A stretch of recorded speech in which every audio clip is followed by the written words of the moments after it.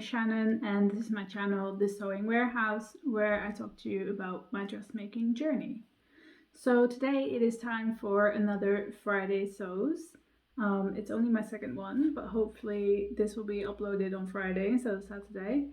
But we will see if the internet will give issues again. First of all, sorry for looking so rough.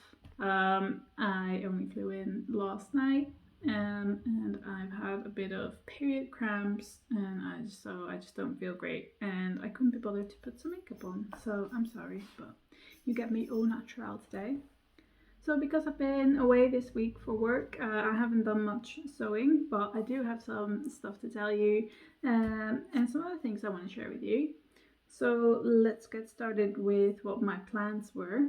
I wanted to finish my ruby dress for Fiber Mood that I got in my Little Miss So-and-so subscription box from January.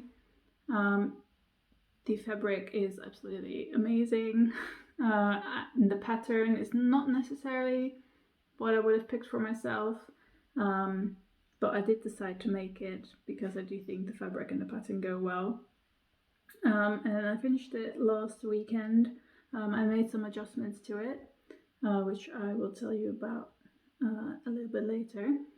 And I have worn it, and it is wearable, it's very comfy. Sorry about that, just had to correct my dog for a little bit. She tried to go upstairs, which is not allowed. So where was I? Yeah, the Fiber Mood Ruby. Yeah, so the pattern and the fabric do go well together, and I've worn it last weekend on Sunday, I think, when I was flying. It's great for flying, super comfy, and I was warm, so good. My stepmom liked it, she complimented me on it, so good enough for me. So yeah, that's that. My other plan for last weekend was to make the Fiber Mood Norma that I have cut out, and I did make it last weekend, and I finished it, and I think it is one of the most beautiful things I have ever made. I am so happy with it. It looks so good. I did wear it to the office last week, but I haven't been able to take proper pictures of it just yet, so I think I'll get around to do that this weekend so I can post it on Instagram, just because obviously I want to show off all my beautiful makes. Other than that, I have plans to organize my fabric stash, especially my remnant stash, but I didn't have time for that, so that's been pushed to this weekend. Hopefully, maybe, I don't know. It depends, because I was working today, which means that I didn't have time to do other things. So I'm not sure if I will push that to next weekend, but I can't push it on forever. I guess next weekend's only the 25th of February, so it's not that bad. I have another me only weekend next week, because my partner will be in London. So I will get 3 full days of being on my own, which is great. Guess what I will be doing? So yeah, that's the only sewing I have done since my last Fridaysews. I do have some other exciting things on the menu this weekend. I will not only be reorganizing my stash, but I will be meeting up with some sewing friends that live around here. So I don't know if you know the Northern Soul Sisters. I'll tag their channel in the notes. But basically they're 3 sewists. You might know them. It's Ruan from the Yorkshire Showgirl, Rachel from Stitched Up, and Tam Lim from Sew on the Time. They created a new channel called the Northern Soul Sisters. because they became friends through sewing and they just wanted to spread some love to the community. So that's what they've been doing. A few weeks ago, they created an Instagram post about their friendship story and also just asking, like, oh, is there anyone else that would like some real life sewing friends? And you can comment on the post where you're from, and other people can chat with you and see if you want to meet up. So there's a couple of girls from around Birmingham that commented on it, and we started a group chat, and we're meeting up tomorrow for the first time, so that will be exciting. We're just gonna go for some lunch and then have a wander around the rag market and various fabrics, and that is in Birmingham. So yeah, obviously I will let you know how that goes. I will tell you more about it, but I'm sure it'll be so much fun to actually be able to talk about sewing with real life people, because not really many of my friends are sewing. I have a couple of friends that just started out, so they're obviously spamming me with questions and stuff. But it'd be good to have some people around here that that you can talk about sewing with. Yeah, that's correct. Sorry, just checking my English in my head. So that's happening tomorrow, which is exciting.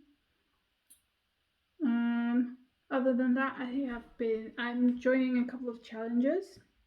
So as you know, I have joined the Refabulous challenge in February, which I have basically completed. Just need to take some pictures of my finished make and post it, and then that's all good to go. So I've mended all the clothes that needed to be mended, and I've refashioned my dress that I wanted to refashion, so I can start with a clean slate now, which is great. Leaves me some extra space in my wardrobe, so that's good. And next month is March, and in March I will be joining 2 challenges. One is Sew Yellow for Endo, which is to create awareness for endometriosis, and is organized by So What If I Sew, and she's organizing this whole event around it. Like, she's doing Instagram lives with I think there's a nurse or a doctor who works with patients who have endometriosis, and she's talking to people about how they got diagnosed, how they are living with it. So it's not just about the sewing, it's really creating awareness for endometriosis, and just basically hopefully make it easier for women to get diagnosed, and to get help, and yeah, for the healthcare workers to be more educated on what to look for, things like that. So I think that is a great challenge. I know I will definitely be following all the lives and all the resources that she has created for us. Now, obviously, it wouldn't be a challenge without a winner or prizes. So there are some prizes to be won as well. And I will put her channel in the notes as well, so you can look at her channel and all the resources she has available. And I do believe there's also one more slot for someone to talk about endometriosis on an Instagram live with her. So if you want to do that, contact her and see if you can make something happen. Another challenge I am joining is the So Frugal challenge, which is why I need to reorganize my remnants. And basically that's more about sustainability in sewing. And it is run by Ruan from the Yorkshire Showgirl and Sam from Frugalisma. And this year they have called in the help of some other vloggers to help them spread the word about So Frugal, So every day of the month, a different vlogger will release a vlog about their So Frugal plans, and basically talk about the way they chose their pattern in their fabric and things like that. So the challenge is to pick a remnant from your stash or a fabric that you already have, and then search for a free pattern on the internet, and then create the garment. And so basically you would have a free garment because the fabric you already had and the pattern was free. So you don't have to spend any extra money is the idea. And obviously with the cost of living crisis that we are currently in, these resources are super helpful for everyone. So please go check that out. I will link their channels as well, so you can join in on the fun. And remember, there will be a video every day of the month, so you don't have to get bored, and there will be plenty of ideas for you to use for the rest of the year as well. And then another challenge I kind of was pushed into is the last sewist standing, I think, or something like that, which is a challenge that runs on Instagram, and basically you have a ban on buying anything sewing related, and then the last person standing wins is the idea. And then the idea is just basically to use up the stash that you already have, and not buy new things, which is obviously good for the wallets but also good for the planet. And it just makes you a bit more mindful and creative to use the things that you already have rather than just buying new things. Now you have 2 categories in this challenge, and everyone starts in the heavyweight challenge, and then you can scale down to the lightweight challenge. So in the heavyweight category, you are not allowed to buy anything sewing related. So no fabrics, no patterns, no haberdashery, no notions, nothing. And in the lightweight category, you're allowed to buy anything but fabric. Now, for me, I don't have a big stash. I have 1 box of fabrics. And I always plan a couple projects ahead, but I don't really buy fabric just because I think it's pretty. So this challenge I'll join in because, you know, I like to spread the word. I think having a big stash is wasteful. And I'm not saying that to judge anyone because I do get it. I don't have the space for a big one. And maybe I will buy more if I did have more space, I don't know. But I do think it's wasteful because you're like buying this really beautiful fabric and then you're putting it away and then never looking and touching it again. And you know, some people have so much fabric they can't sew up for the rest of their life. So I think that's, you know, a bit wasteful for the money, for the planet, for anything really. So I don't have a big stash, and I don't have a big stash of notions either. I mean, I have a lot of buttons, but that's about it. So I don't think I will last very long in this challenge. I do have fabrics that last me for a little while, but notions, I don't even have notions for my next project. So yeah, I don't think I will last very long in the heavyweight category. I could last a couple months in the lightweight category by not buying fabric.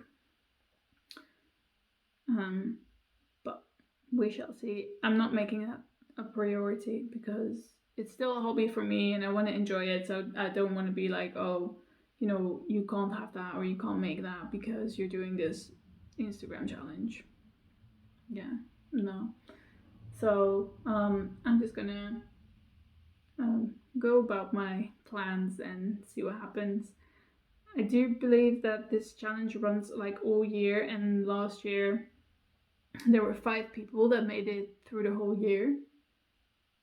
Um, I'm not sure if it was in the heavyweight category or in the lightweight category, because I do feel like if you're in the heavyweight category, like you have to plan all your makes for a year and then make sure you have everything before the challenge starts, which also kind of defeats the purpose, doesn't it? Because it's about using what you already have. So yeah, interesting. I think like yeah, the lightweight category will definitely be won't be difficult to last for at least 6 months probably, because I'm quite busy. I don't sew that much, so I only have my box of fabrics. Yeah, that will last me quite some time because I don't have much time. But yeah, I'll be interested to see like how long people actually last like not buying things. I'll probably fall tomorrow because I'm going shopping tomorrow. But I don't need fabric. My box is full as well, so I'm not gonna buy fabric. I just need buttons and things like that.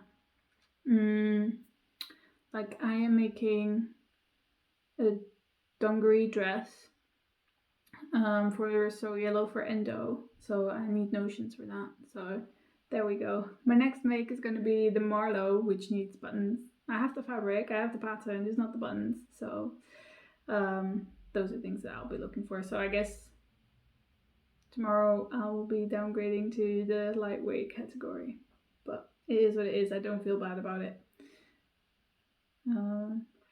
So yeah, it's exciting. I don't know if there are any challenges for April. I'll probably find out soon enough when people start announcing these things a month ahead of time. I haven't been doing sewing challenges for that long. The first one I did was the Sew Fruity challenge last year. I think that was June.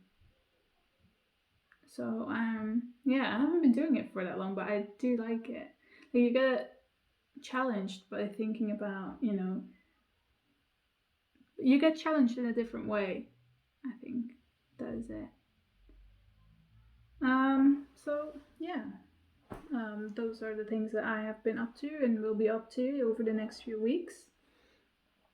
I haven't been sewing much this week, as I already said, but I have been looking online, and there are obviously a few things that are new that have been released this week. So I just wanted to share some with you. I had a look at the new Fiber Mood magazine. So they released Fiber Mood 22 this week, and I had a look at their patterns. A little bit disappointed to say that I didn't like any of them. I do feel like this issue has been geared towards a certain kind of person, or with not necessarily a certain kind of person, but like a certain kind of style. So it's all very wide fit, boxy fit, and these things just don't suit me at all. So all the blouses and dresses and things in there were very boxy and wide. The trousers were wide legs, which I don't ever wear trousers with wide legs. It's not comfortable for me. I think it's because like I feel too cold. Like the wind gets in it too much and I just feel cold. Like I don't like to wear wide trousers. So yeah, that's a shame. The only thing that was a little bit like was the coat, but then it has all these things up here, which then I'm not a fan of that. So yeah, it's sad to say that I didn't like any of them. But then I also had a look at the Fold line and what new patterns they have there. And they recently stocked the Maker's Atelier. And I have always liked a lot of their patterns. and especially the ones that I just saw on the Foldline website were the box shirt, which is kind of like a loose fitting shirt, but like not boxy, but a little bit loose fitting. And I think if you make it in like a really flowy like viscose, you wear it with high waisted trousers or a skirt, like that's the sort of thing I really like wearing to the office. So I think I'm gonna make a couple of that at some point. Then the other thing I saw from Make Atelier was the Madeleine Robertson pattern, which is a jumpsuit and a dress pattern, and it has like bat woman bat sleeves, what you call those like hangy bits, and then it has around the waist on but only the front or something. It has like a tube that you fit a cord through. Anyway, it looked really interesting. Probably not something I would wear, but it did look interesting to me. And obviously their classic coat looks great as well. But I already have a coat pattern that is kind of similar, so I won't be buying it, but I do like it. And then I saw one pattern which I think is going to be a new favorite, and it is the French poetry Stella dress. Oh, it's so pretty. Oh, I really want to wear it. I think I might make it for the summer. I have to switch my plans around a little bit, but I want it so bad. It's so beautiful. I will put a picture in so you can see, but it is, yeah, it doesn't look too difficult to make either. And I love how they put on the pictures like, oh, this is made in viscose, and then the other one was made in cotton, and you can see the difference of how it like drapes with the pattern, which I think is really great.